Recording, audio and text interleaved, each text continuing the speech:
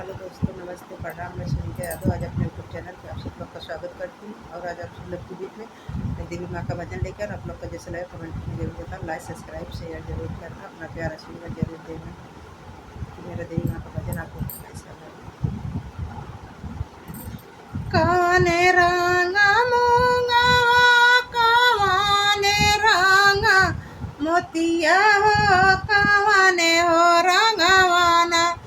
हमारी मैया का कलशवा हो कावाने रंगवाना हमारी मैया का कलशवा हो कावाने रंगवाना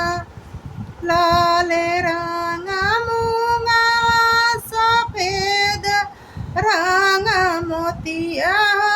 पियर हो रंगवाना हमारी मैया कई कलशवा हो पियर हो रंगवाना हमारी मैया कई कलशवा हो पियर हो रंगवाना छीटी जाई है मूंगवा छिटाई जाई है मोतिया हो किरूसी जाई है ना हमारी मैया कई कलशवा हो किरूसी जाई है ना हमारी मैया कई कलशवा हो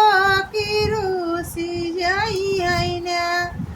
बीनी ले भाई मूंगवा बटोरी ले भाई मोतिया हो मानाई हो ले भाई ने अपने मैया कई कलशवा हो मानाई हो ले भाई ने अपने मैया कई कलशवा हो मानाई हो ले भाई ने।